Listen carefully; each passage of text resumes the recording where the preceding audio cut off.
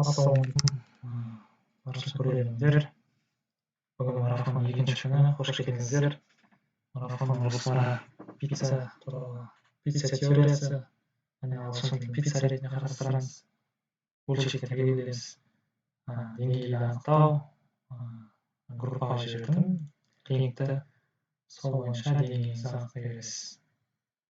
Және сөз жаттау, және ең негізгісі ол сөйлем құрылысы және структурасы туралы айтатын боламыз. Дайынсыз ба? Кеттік. Ағылшын тілін пицца деп алайық. Өте үлкен тіл, неше миллиондаған сөздер бар, әртүрлі сала бар ағылшын тілінде. Енді біз сала бойынша қарастырайық, мысалға, яғни атмосфера бойынша, мысалы саяхаттау. Оның өз алдына бір тілі бөлек та, сауда тілі кішкене бөлек. Сонымен қатар, мысалы, врачтардың, мысалы, мұғалімдер, мысалы, ғалымдардың тілдері, биология бойынша, мысалы, әр саланың өзінің ағылшын өзіне қатысты бір ағылшын тілін өзінің мақсатына қарай қолданады.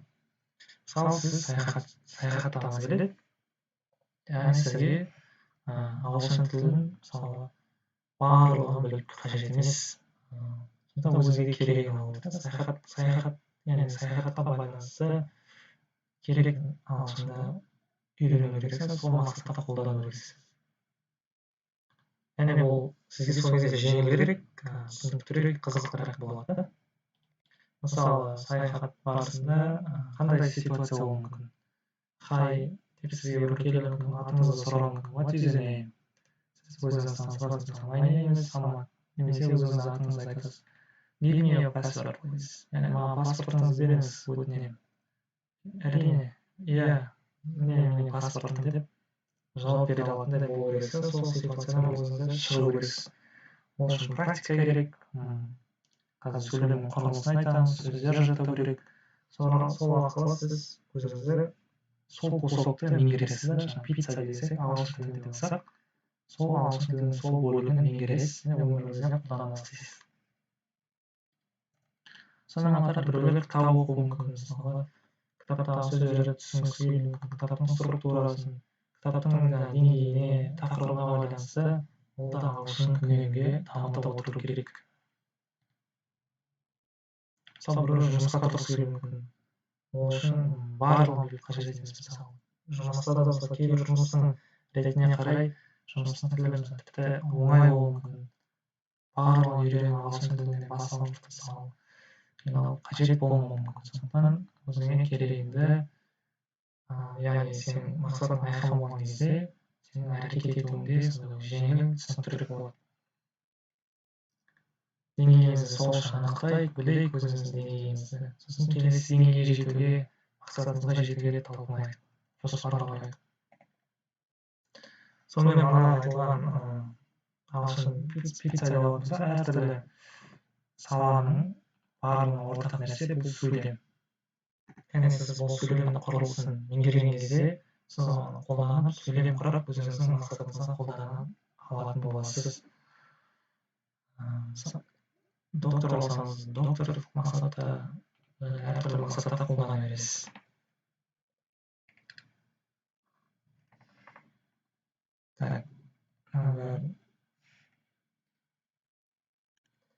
Так, сөйлем деп алайық. Сөйлем, sentence, ағылшынша sentence болады. Біреулерді түсіндірейін. Бізде сөйлемде жалпы үш негізге алатын болсақ, үш негізгі бөлшек бар. Біріншісі subject. Subject дегеніміз зат есім, немесе бастауыш деп айтсақ дұрыс болады. Бастауыш, яғни әрекетті жасаушы. Әрекетті жасаушы. Мысалы, мен сабақ оқыдым. Кім әрекет жасап отыр? Мен бастауыш боламын. Ол кино қарады. Кім кино қарады? Кім әрекет жасап отыр? Ол, яғни ол subject болады. Subject бір әрекетті бастаушы, әрекетті жасаушы, себеп болушы. қылмысты зат болса жануар барлығы сабжект бола береді. Сөйлемде сабжект деген сондай бір бөлшегі. Екінші бөлшек, так, бізде сабжекті біз былай қояйық, көз алдына жасыл емес, жақсы көкпен қояйық.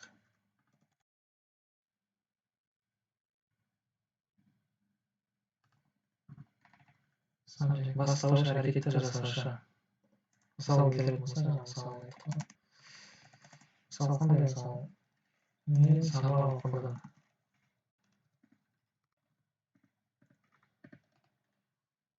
Яғни бұл жерде мен не болады? Бастауыш болады. Яғни ағылшынша айтатын болсақ, I study.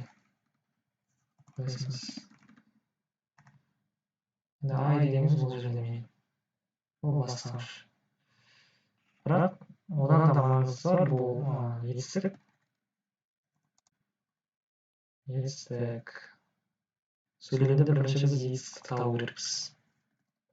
Кез келген сөйлемді алатын болсақ, ол етістік ішінен баяндауыш табу керекпіз. Баяндайды бізге. Сөйлемнің қандай сөйлем екенін, не болып жатқанын, қандай әрекеттер болады. Баяндауыш немесе етістік.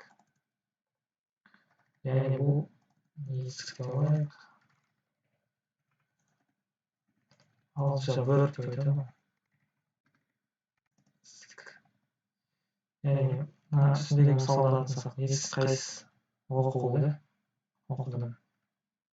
Сондықтан мына жақта оқу, бұл жерде study. Сондықтан, да? Яғни бұл сөйлем құрылысында әлемде барлық сөйлем алатын болсақ, барлығында көбінде енді 99% subject verb-тен тұрады, яғни етістік пен бастауыш пен баяндауыш тұрады. Мысалы, I sleep, мен ұйықтаймын, I go, мен барамын, I don't go, мен бармаймын деген сияқты. Үшінші нәрсе, қосымша нәрсе.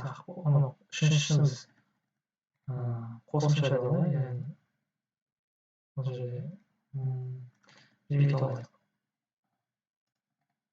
Details деп алайық, детальдарды, ақпарат, қосымша ақпарат. Мысалы, мен қайда барамын? Мен магазинге барамын. Магазин, ол қосымша ақпарат бізде. Қайда деген сұраққа жауап береді. Қосымша ақпаратта кейін тоқталамыз, кішкене кейін, бірақ әзірге бастауыш пен баяндаушты реттеп алайық. Қосымша ақпарат. Оны қандай цветке бояймыз? Оны біз сары цветпіз, жасыл бояйық.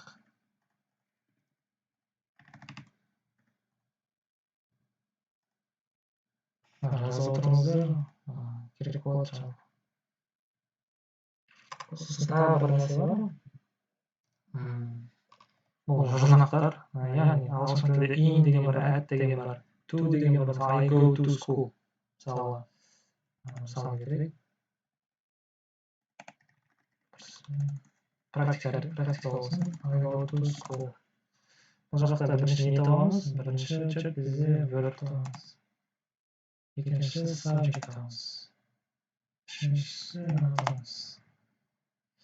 Так, көрейік. Verb go, бару, қызылалаймыз. Так, кім барды? Мен мектепке барамын. Яғни мен subjectпін. Мен көп боламын. Яғни мынау қосымша ақпарат бізде. Ол бізде жасыл болады. Соңғысы болады. To дегенімізде ол жұрнақ. Ол төртінші алайық. Оны біз не алайық? Ағылшын тілінде prepositions. Яғни қазақша айтатын болсақ, жұрнақтар.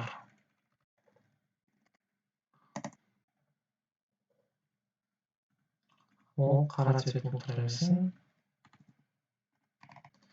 Осы preposition деген жалпы қосымша ақпарат деген қандай сұрақтарға жауап береді бізге?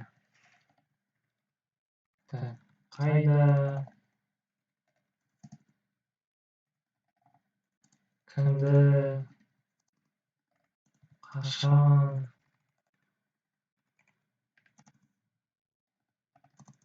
кіммен, түсінікті болады. Сосын тағы бір зат бар. Кешірім сұрайын. Тағы бір случай бар мынандай. Есімдік деген бар ғой қазақ тілінде. Сол ағылшын тілінде бізде көбінесе ол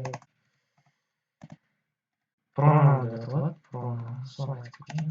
Пронон, яғни есімдік, яғни менің, сенің, оның деген сияқты ғой.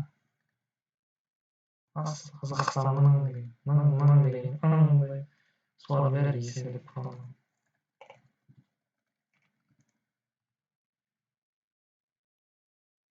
У нас не очень фиолетовый.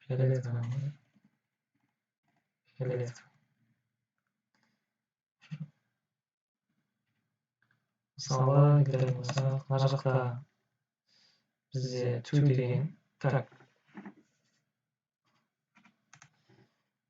осылай сөйлем бізде осындай құрылымдардан тұрады. Ең маңызды етістік, verb, екіншісі subject, үшіншісі қосымша ақпараттар, төртіншісі prepositionдар, жұрнақтар, бесіншісі есімдік. Есімдік, мысалы келтіретін болсақ, ағылшын тілінде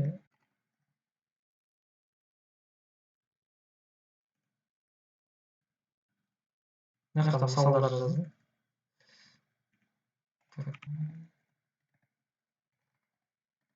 Мысалға мысал келтірейік. I help my sister. Мен көмектесемін менің апама, яғни қарындасыма. Мысалы, кішкентай өзінің кіші болса, кішкентай кіші қарындасыма. Енді осыны талдайық. Так, мына сөйлемді. Мына сөйлемді бізде не бар? I деген бар, яғни ол мен бірінші не табамыз бұл сөйлемді біз? Мына айттық қой. Мына жақта не табу керек бұл сөйлемде? Етістік табамыз да. Бұл сөйлемде етістік қайсысы? Help. Help ол көмектесу, яғни оны біз автоматты түрде қызылға қоямыз. Бізде енді не істелген түсінікті көмектесіп жатыр біреу. Кім көмектесті? Мен не болады? Subject болады, әрекеттер жасаушы. Көк қой, да? Көк, так. Енді ол жерде little sister деген не? Subject емес, verb емес, бұл қосымша ақпарат.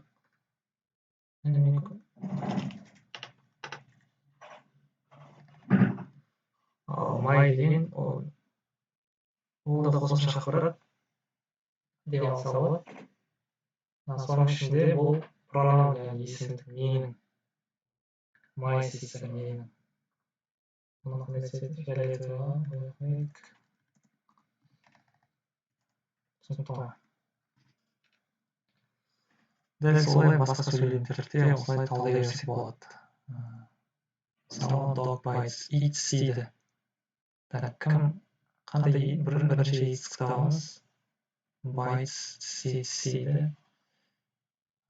Қызыл.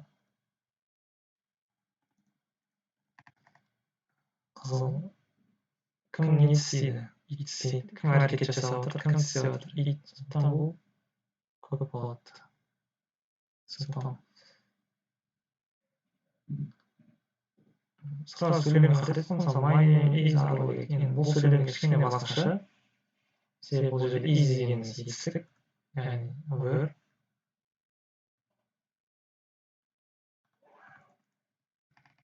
Is дегеніміз verb. Ал бұл жақта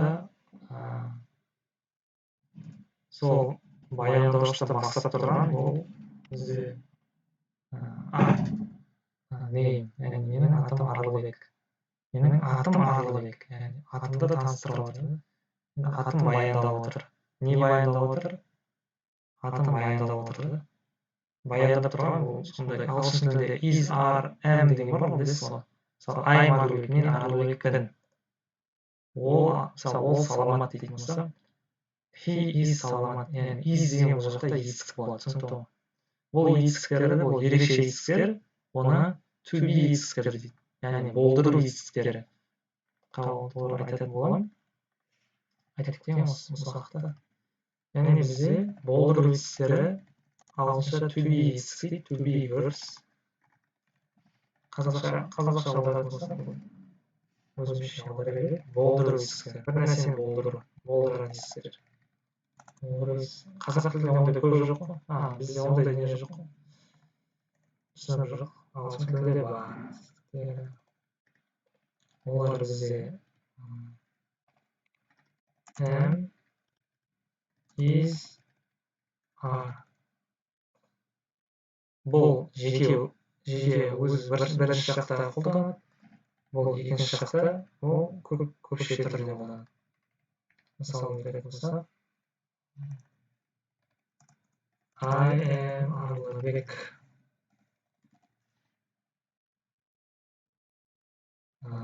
Мысал, he is Жәнібек.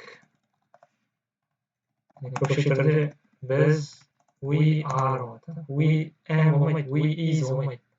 Көпше түрде we are деген, мысалы, students. Біз студенттерміз. Осыны бояп қойсаңыз болады. Осы жағынан кішкене бір тақырып бұл. Етістіктің бір түрлері. Мына жерде сол етістік көріп тұрдық біз.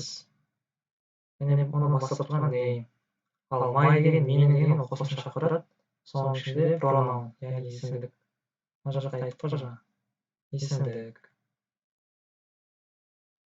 Негізі мына есімдіктер мына details кішкене қосып жіберуге болады, негізі қосымша ақпараттың ішінде. Кімнің деген. Басталып көрші.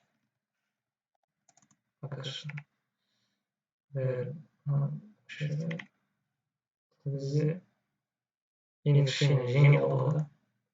Яғни бізде сөйлемде verb бар, яғни етістік бар.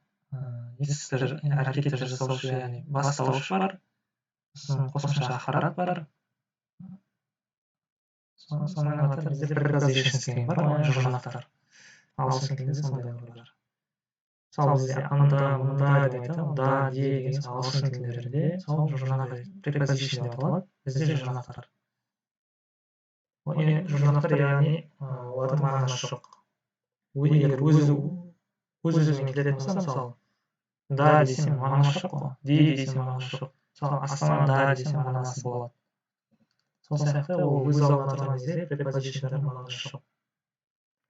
Preposition мысалы келетін болса, from.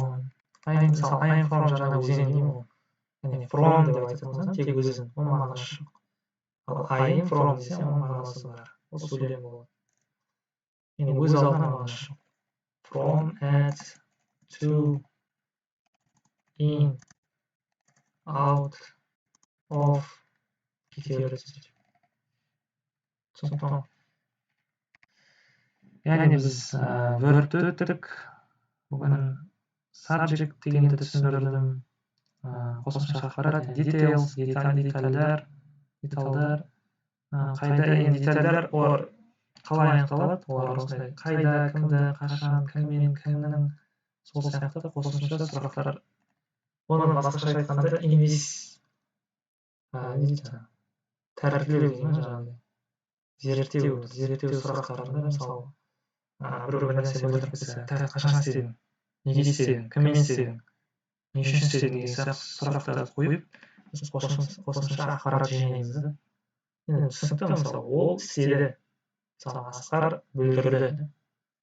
Яғни бұл жерде етістік бүлдірді.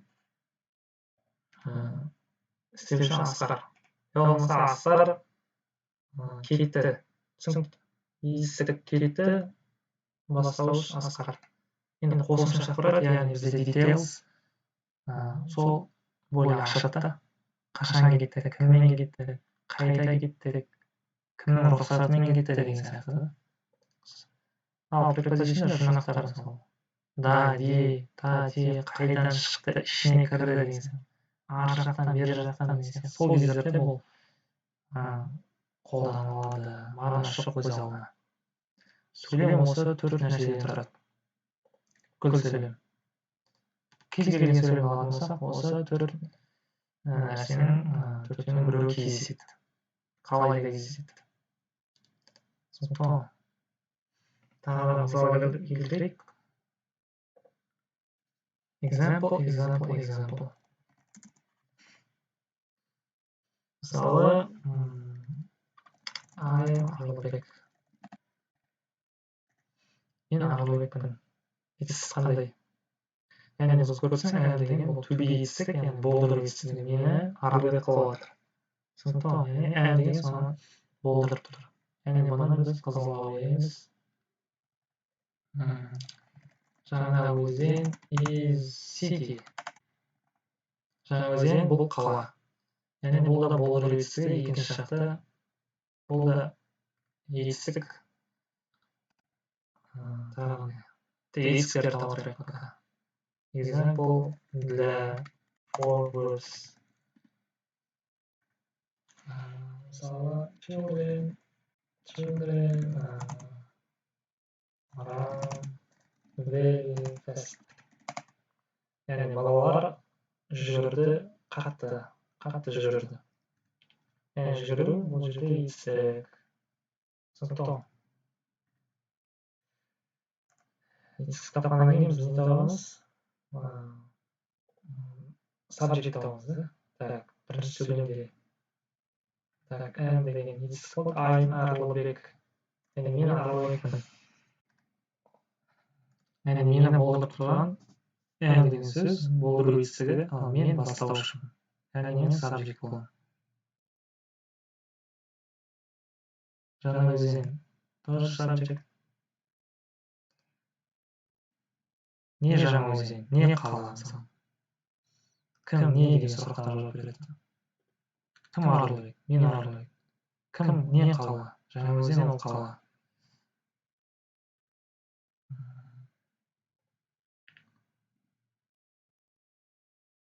Children балалар қатты жүгірді. Кім қатты жүгірді? Кім әрекетті жасаушы? Кім бастап тұрған әрекетті? Балалар. Яғни ол не болады?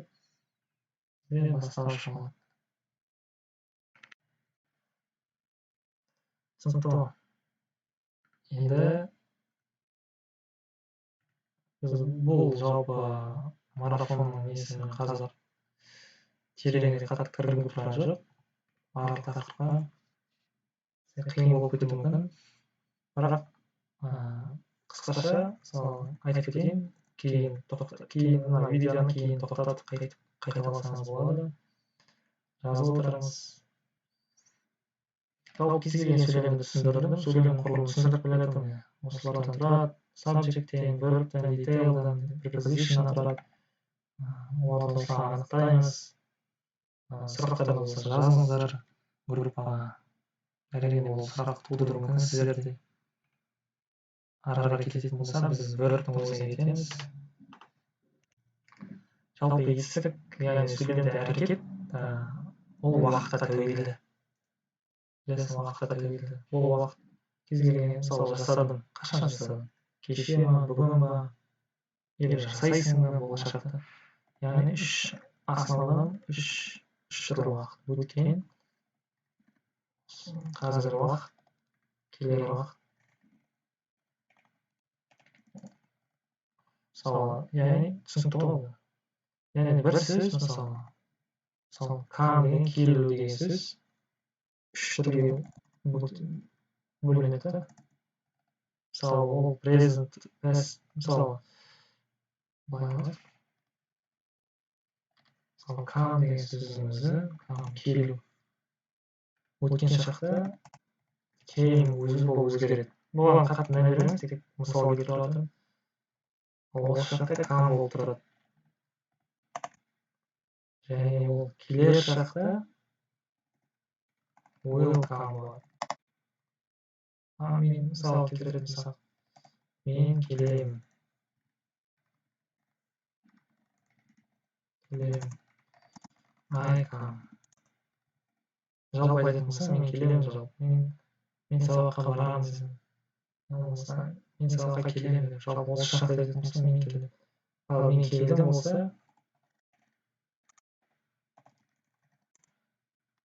уже кейін болады. Мен ертең келемін болса ертең келемін.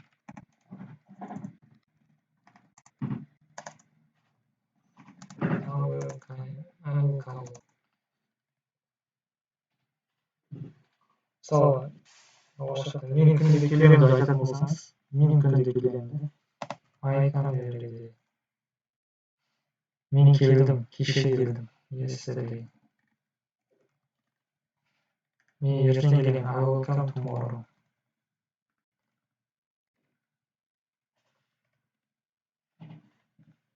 Сондықтан үш түрлі уақытқа тәуелді етістік. Есіңізде сақтаңыз. Етістік уақытқа тәуелді, ал subject яғни noun, зат есім уақытқа тәуелді емес. Мысалы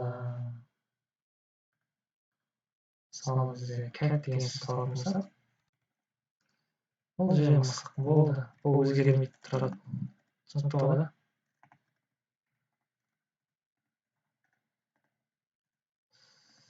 Cat мысық. Сол етістіктен бастап жатыр. Қиын болып кеткен жоқ па?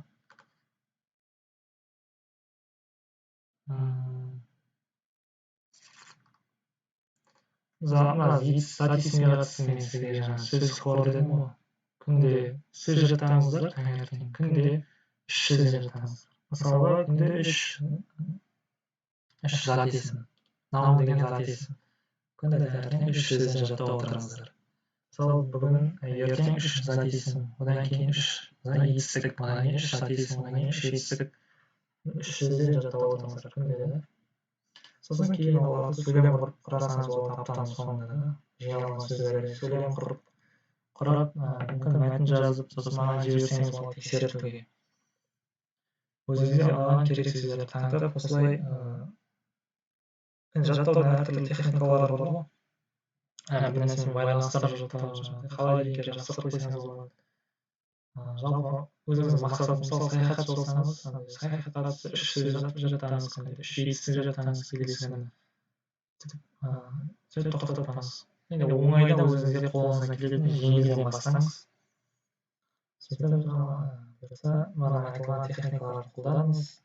Яғни subject қандай, мен сөйлемде, етістік қандай болмақ, қосымша ақпарат қандай, қалай қолданамын деген сияқты. Әрине сізде қалай сөйлем бастаймын деген ой мүмкін. Соған қатысты тағы бір слайд өтейін. Мысалы, сіз бір сөз үйрендіңіз, мысалы cat деген сөз үйрендіңіз. Сосын келесі күні мысалы run деген етістік үйрендіңіз. Енді сіз мысық жүгіру. Мысық жүгірді. Қалай айтам? Cat run. Болды. Бір сөйлем сізді пайдалы. Сіз сөйлемде етістік қолданыңыз. Оны қызылға өйіз. Сөйлемде сізде subject бар. Ол сізде көк. Енді қосымша ақпарат қосқыңыз келсе, болды, басында осылар жаза беріңіз. Мағынасы болса болды. Қатесіне және грамматикасын қарамаңыз. Главный мағынасы болса болды. Кейін тоқталамыз етістікке, да? Тереңірек тоқталамыз. Қосымша ақпаратқа да кейін тоқталсаңыз, сосын түрлендіресіз. Басында осындай сөйлемдер. Жай атайтып тұрғандай мына жерде ең басында айттым ғой.